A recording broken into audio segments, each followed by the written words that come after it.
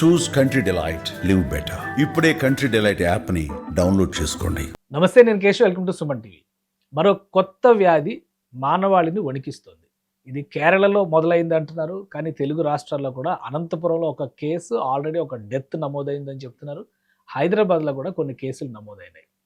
మరీ ముఖ్యంగా ఇది ఏ రకంగా వస్తుంది, స్క్రబ్ టైఫస్ అనేటువంటి పేరుతో వస్తున్నటువంటి ఈ వ్యాధి లక్షణాలు ఏంటి, మరొక కరోనా వైరస్ అని చెప్పి ప్రచారం జరుగుతుంది, దీనిలో వాస్తవం ఏంటి తెలుసుకునే ప్రయత్నం చేద్దాం. మనతో పాటు డాక్టర్ కృష్ణ ప్రభాకర్ గారు ఉన్నారు, ఫిజిషియన్, అలానే intensive care specialist. Krishna Prabhakar గారు నమస్తే. నమస్కారం అండి. సరే, ఏంటి సార్ ఈ కొత్త వ్యాధి?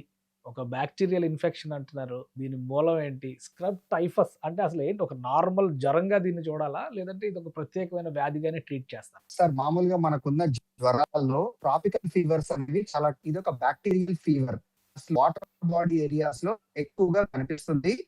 అదే విధంగా చూసుకుంటే ఇండియాలో, భారతదేశంలో సెంట్రల్ ఇండియా అంటే బీహార్, ఆ చుట్టుపక్కల ప్రాంతాల్లో ఈ పర్టికులర్ స్క్రబ్ టైఫస్ అనేది మనం ఎక్కువ కేసెస్ చూస్తూ ఉంటాము. ఇప్పుడు ఇండియాలో కొత్తగా వచ్చిన వ్యాధి అయితే కాదు, ఇది ఆల్రెడీ ఇండియాలో ఇంతకు ముందు ఉన్నదే.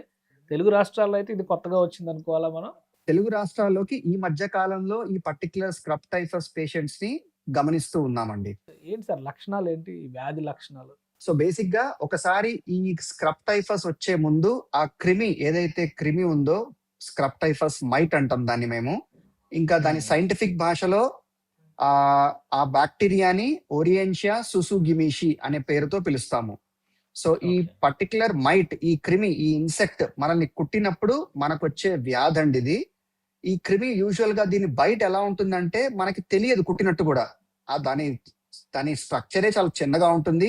అది కుట్టినప్పుడు కూడా మనకి పెద్దగా నొప్పి రావడం కానీ, ఇబ్బంది కలగడం కానీ జరగదు. సో అది కుట్టిన తర్వాత ఒక 1 వీక్, అప్రాక్సిమేట్లీ 1 వీక్ 10 days తర్వాత మన రెగ్యులర్ ఫీవర్ రావడము, సివియర్ హెడేక్ రావడము, బాడీ పెయిన్స్ రావడము, కొన్ని సందర్భాలలో ఆ క్రిమి ఎక్కడైతే మనల్ని కుట్టిందో అక్కడ నల్లగా ఒక మచ్చలాగా ఫామ్ అవడము, దాన్ని మేము మెడికల్ గా ఎస్ఆర్ అంటాము. అంటే అది మాకు చాలా క్లినికల్ గా ఒక మంచి ఫైండింగ్ చెప్పొచ్చు అనమాట. ఓకే, ఈ పేషెంట్ కి ఇన్సెక్ట్ బైట్ ఉన్నది, సో మనం టైఫస్ కూడా ఆలోచించాలి అని చెప్పి.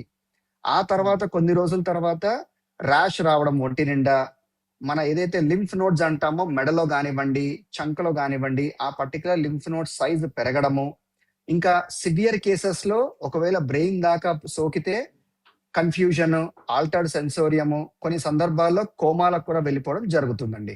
దీనికి ట్రీట్మెంట్ ఏంటి సార్? మరి జాగ్రత్తలు అంటే క్రిమిని కనిపెట్టడం కష్టం కాబట్టి ట్రీట్మెంట్ ఏ విధంగా ఉంటుంది? ఎస్ సార్, ఒకటి సార్, ఇది బ్యాక్టీరియల్ ఇన్ఫెక్షన్ కాబట్టి ఇది ఒకవేళ మనకి పేషెంట్ కి ఈ సిమ్టమ్స్ ఉండి మనకి హై సస్పిషన్ ఉంటే దీనికి సంబంధించిన రెస్పెక్టివ్ యాంటీబయాటిక్స్ మనం తీసుకోగలిగితే ఖచ్చితంగా మనం స్క్రబ్ టైఫస్ ని మనం దీన్ని అంటే ట్రీట్ చేయొచ్చు. ప్రాబ్లం ఎక్కడ వస్తుందంటే, ఒకటి ఆ డీటెయిల్ హిస్టరీ చెప్పలేకపోవడము ఆర్ తెలియలేకపోవడము, రెండవది ఈ పర్టికులర్ ఫీవర్, ర్యాష్ సిమ్టమ్స్ అన్ని మన రెగ్యులర్ వైరల్ ఫీవర్స్ తో కానివ్వండి, డెంగ్యూ ఫీవర్ తో కానివ్వండి, ఇంకా ఎటువంటి ట్రాపికల్ ఫీవర్స్ తో కానీ సిమిలర్ గా ఉంటుంది.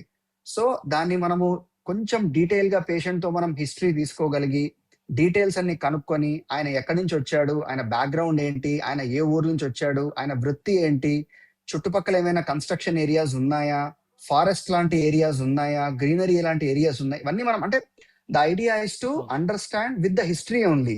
సో ఆ బేసిస్ మీద సస్పిషన్ ఉన్నప్పుడు ఖచ్చితంగా మనం స్క్రబ్ టైఫస్ ని క్లినికల్ గా ఐడెంటిఫై చేయగలిగి, దానికి సంబంధించిన బ్లడ్ టెస్ట్ కూడా ఉంటుందండి, అది పంపించగలిగితే తప్పకుండా మనం దీన్ని అర్లీగా డయాగ్నోసిస్ చేయొచ్చు. ఇప్పుడు ఆంధ్రప్రదేశ్ లో ఆల్రెడీ ఒక డెత్ కేసు నమోదైంది అంట, హైదరాబాద్ లో కూడా దీనికి సంబంధించిన కేసులు నమోదైంది. ఏంటండి స్టేటస్ ఏంటి రెండు రాష్ట్రాల్లో కానీ, లేదా హైదరాబాద్ లో పరిస్థితి కానీ? నాకు ఇంకా క్లియర్ కట్ సెన్సస్ డేటా ఇంకా రిలీజ్ కాలేదండి. మనం ఇప్పుడు have to keep a watch and మనకు వచ్చే పేషెంట్స్ కి ఇటువంటి సిమ్టమ్స్ కి మ్యాచ్ అవుతున్నారు అంటే ఖచ్చితంగా వాళ్ళని ఈ స్క్రబ్ టైఫస్ టెస్ట్ ఒకటి ఇది అన్ని రకాల లెబొరేటరీస్ లో అవైలబుల్ ఉన్నది.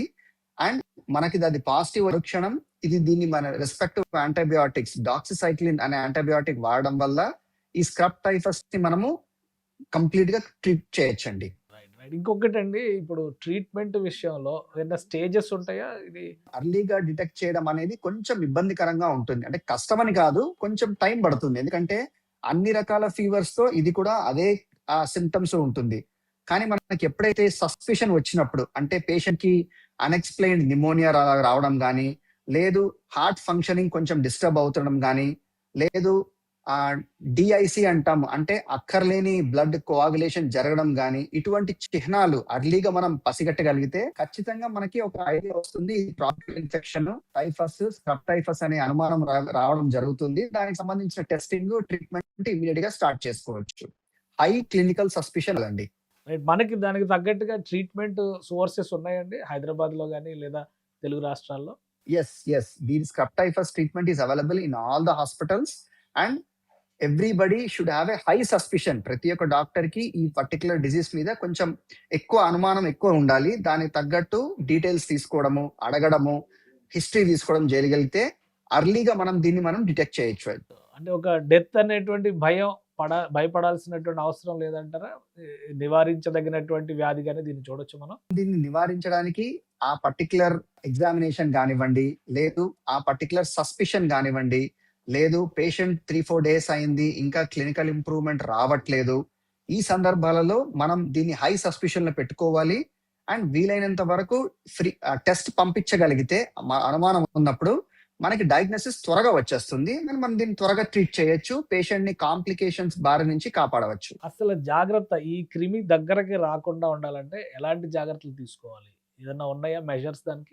ఎలా అయితే మనం మస్కిటోస్ నుంచి దూరంగా ఉండే ప్రయత్నం చేస్తున్నామో, అలానే ఈ క్రిమికి కూడా దూరంగా ఉండే ప్రయత్నం. అంటే ఒకటి, ఆ అడవి ప్రాంతాల్లో, ఎస్పెషలీ మాన్సూన్ సీజన్, ఇప్పుడున్న వర్షాల సీజన్ లో ఈ ఎక్కువ అడవి ప్రాంతాలు, ఫారెస్ట్ ఏరియాస్ కి కొంచెం అవసరం ఉంటే తప్ప వెళ్ళకపోవడము. 2, ఒకసారి ఏదైనా మనకి కాళ్ళ మీద కుట్టినట్లున్నా, ఏది ఉన్నా సరే దాన్ని ఉత్తగా కేర్లెస్ గా కాకుండా దగ్గరలో ఉండే డాక్టర్ కి చూపించుకోవడము.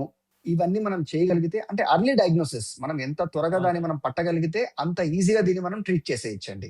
రైట్. థ్యాంక్ యూ డాక్టర్ గారు, మీ అభిప్రాయాలు తెలియజేసినందుకు. ఇది కొత్త వైరస్, కొత్త బ్యాక్టీరియా, ఇది వణికిస్తోంది అనేటువంటి చర్చ నడుస్తుంది. అయితే ఇది విదేశాల నుంచి వచ్చింది కాదు, ఉత్తర భారతంలో కొన్ని రాష్ట్రాల్లో దీని తీవ్రత ఉంది అని చెప్తున్నారు డాక్టర్ గారు. అలానే జాగ్రత్తలు తీసుకునేటువంటి విషయంలో మాత్రం ఎలాంటి జ్వరం వచ్చినా కానీ హై అలర్ట్ అనేది అవసరము. ముఖ్యంగా అడవులకు దగ్గరగా ఉండేటువంటి ఊళ్ళల్లో ఎలాంటి జ్వరాలు వచ్చినా కానీ ఇమీడియట్గా డయాగ్నోస్ చేసుకోవడానికి ముందు జాగ్రత్త తీసుకోవాల్సిన అవసరం ఉందని చెప్పని డాక్టర్ కృష్ణ ప్రభాకర్ గారు సూచిస్తున్నారు. ఇది స్పెషల్ డిస్కషన్. Keep watching.